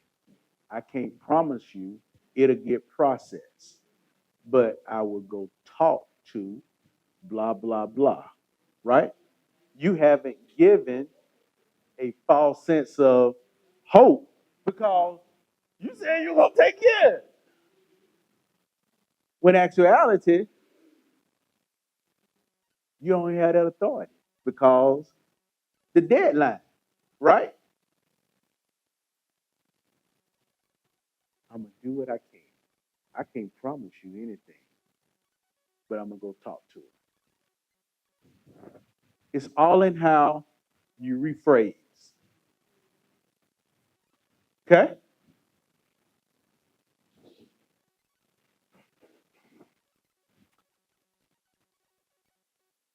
Setting boundaries with the sandwich script. Setting boundaries with the sandwich script. What do I mean by the sandwich script?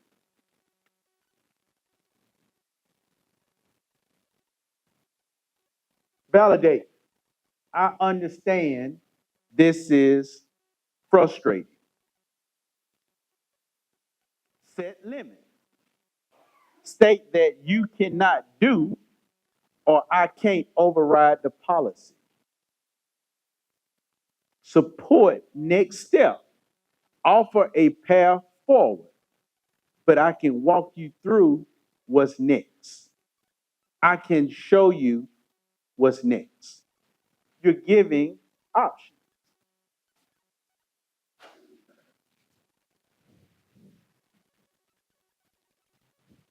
What's one boundary line that you have used to help de escalate a tense moment? When you feel as if it's about to go there, right? What's your go to line? When it's about to go there, what's the one line that you say or you go to calm it down?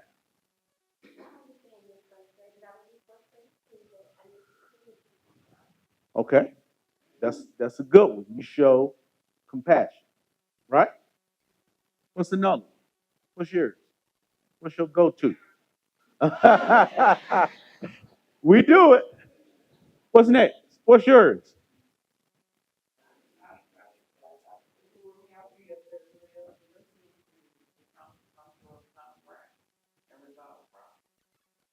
Okay. The most powerful person in the room is the calmest one. You don't have to take it to the next level. The most powerful person is the one that is the most calmest. Now, we can go 10 minutes on this, but it's up to you have the power. You remember when I started in the first hour when I said no? And then I said, why you say no? Remember I said, why? Because I can. You got the power. Just as you got that power to say no, and you done tuck it to the next level, you got that same power to say, I understand.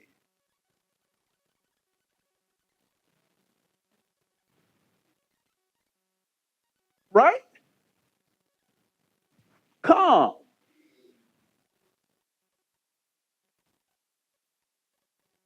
So here's what I want you to do.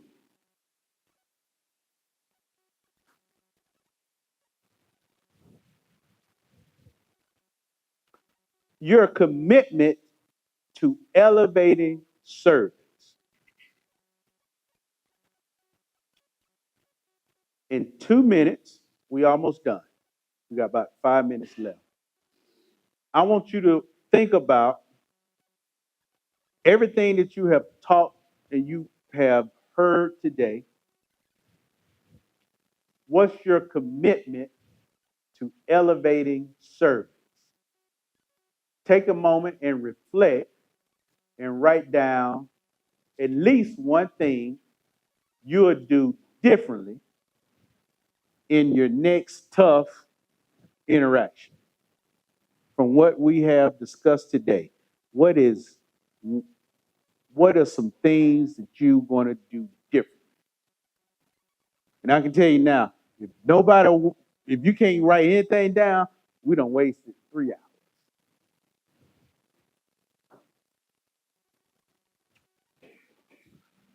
What's one thing or some things you'll do differently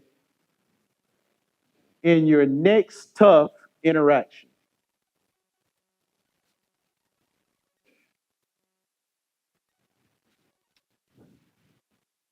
We got 90 seconds.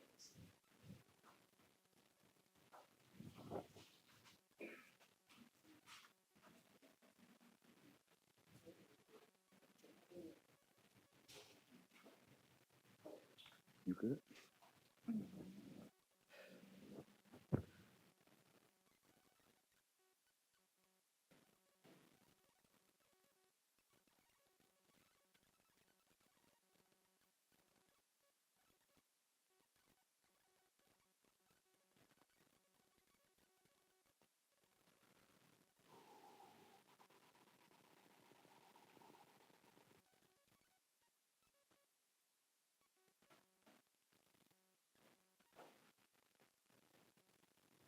All right. Give me some examples.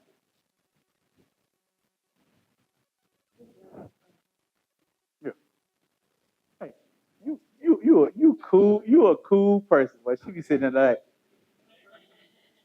what's yours? That initial. Okay. Good. I think Nas had a rap song. Breathe. Uh, okay. So you think I knew right there? All right. What's yours? Nah, it's your time. You don't want to talk. Okay. All right.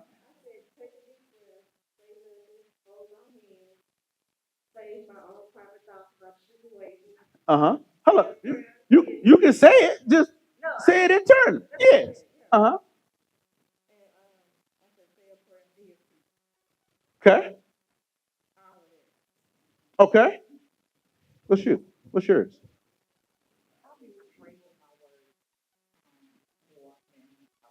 Rephrasing. Okay. Instead of no. Instead of calm down, instead of calm down, I'll say, while I understand that you are frustrated. Uh-huh. Now see. I know. I know. Now I see you're frustrated, but I get it twisted. You need to calm down. Got it. Different approach. Okay. Sure. Listen. Okay. Man, that is a hard. Sounds simple. We all struggle with it. Even the best of us. In some shape, form, or fashion. Right? Sure.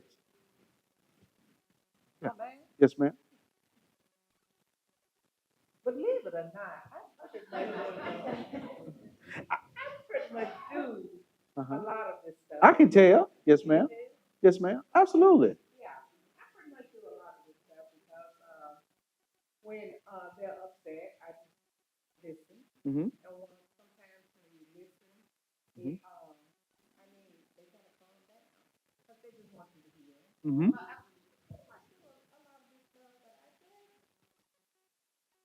So basically said, I just came up here and waste your time. I know it. No, but it's great to have a refresher course. Yes, ma'am. It really is. So I do appreciate it. Oh, hold up. My new name for the day. Hold up. You saw how she rephrased that? My new name for the day is Mr. Waste My Time. And so she reframed it and said, we all need a refresher. But no, that's good. That's good. No, absolutely. What about you?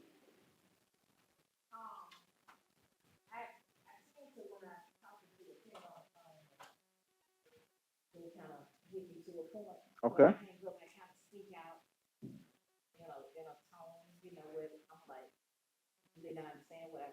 Mm-hmm.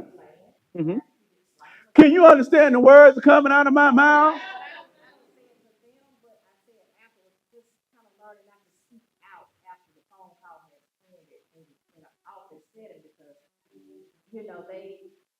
They don't know that's why they call it the X. Got it. Got it. Got it. Okay. All right.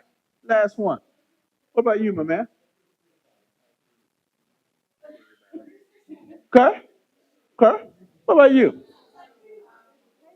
Hey, y'all, let me give everybody attention, please. We're almost there.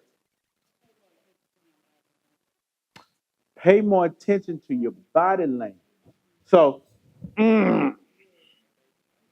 oh, yes, we all do it. What about you?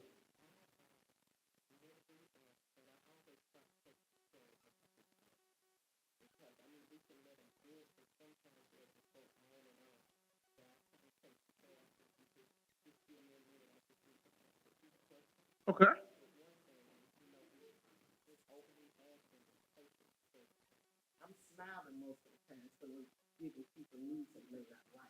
Mm-hmm. Yeah. What about you, miss? Wow. Okay. Okay. So we have have heard patience. We have heard breathe. We have heard refrain. What's yours? What's a good takeaway? Something you'll learn, huh? Tag team. I need step. Yeah, yeah, yeah. Hey, I need your hand in a little bit. Let me go get me 5. Give me a breath of fresh air. Hey, absolutely, absolutely. So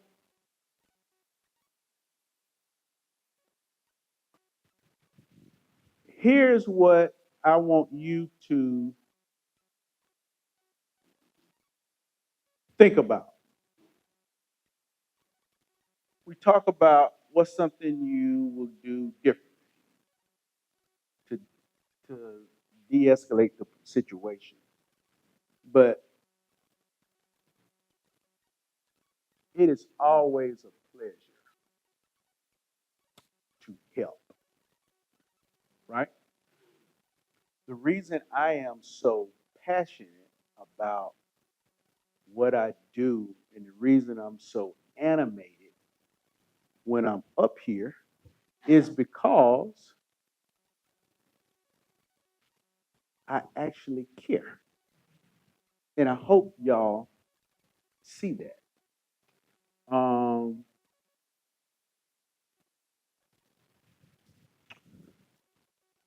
right? Take a picture, take this with you. You don't just manage paperwork, you restore dignity. You don't just manage paperwork, you guys have the power to restore dignity.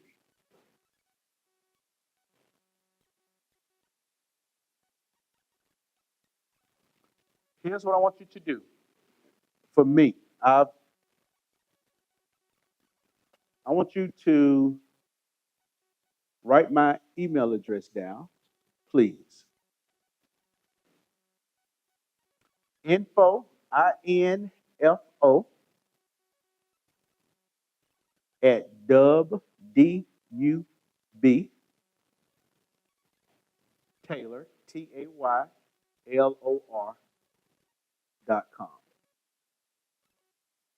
Info at dubtaylor.com.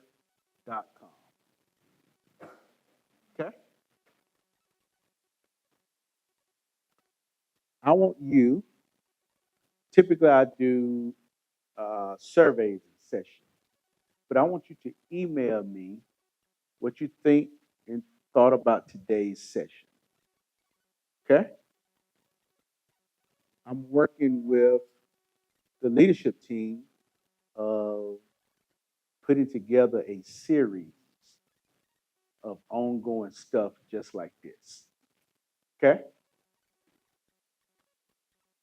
It has been a honor and a privilege to stand before you with hopes you truly saw outside of the animation and the hee hee and the ha ha, the message I'm really trying to convey. The moment in time that those individuals are in front of you, I need for you to make them feel as if they're the most important aspect of your day for that moment in time.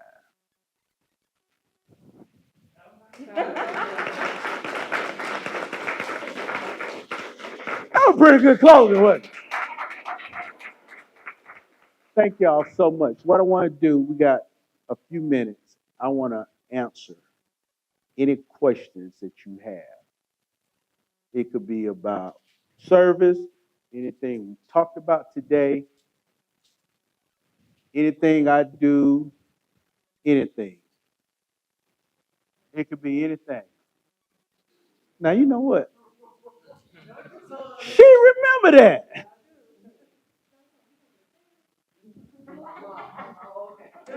She asked me. That's an inside joke. Um, I bet you don't remember the other part of it. I still have it. Um, I keep my food stamp card in the same place I have my black card. So every time I reach, the black card is unlimited, right? I'm blessed to have one, but I can't reach and grab the black American Express card without putting my hand on the food stamp card. Now you remember that in like like you remember how it made you feel. But think about that. She remembered that. And I actually had forgotten it. Wow. Now, email that to me. I need that. Yeah. Anything else? Oh, you ask anything. No, hold on. No. You guys at an amazing place. Leadership here. It's good. Everybody has room for opportunity, but you're at a great place. You serve you have a great purpose. I work with housing authorities all over the country. Um, you guys are pretty good. Nobody's perfect. Anything else? So somebody said they want a picture with the little short dude. Go ahead. How you want to do it?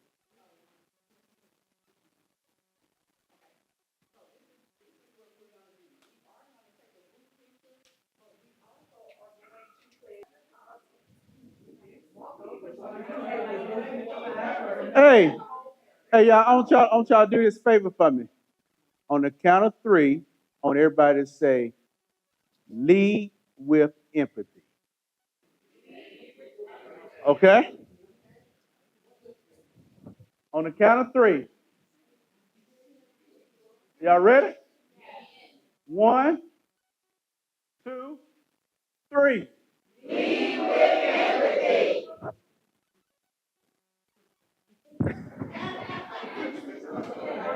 All right.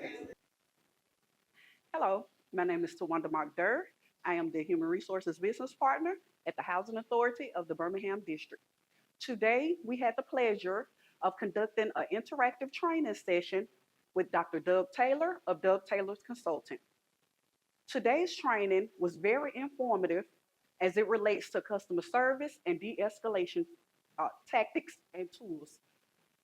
Our staff, which was the Section 8 staff that was trained today on tools and tactics for delivering excellent customer service and learning how to de-escalate situations. We had such a wonderful time with Dr. Taylor, and the staff learned an enormous amount of tools that they need to carry back into the workforce so that they can be of assistance to our residents, where they will provide them with empathy and great customer service. So we would like to say thank you to Dr. Dub Taylor for blessing us with a great training session.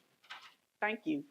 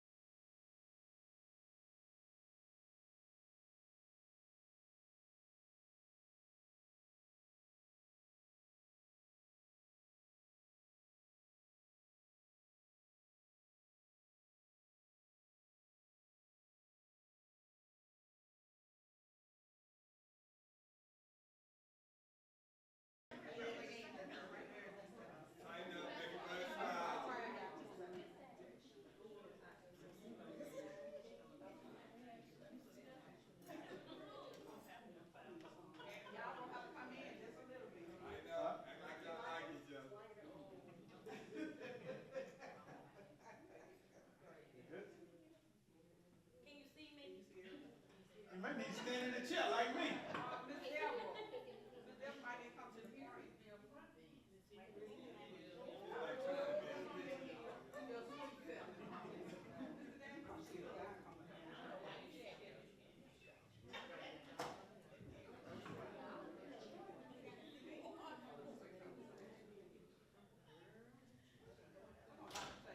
We ready? All right, everybody, if you looking over somebody's shoulder, make sure y'all can see me. If y'all can see me, I can see you.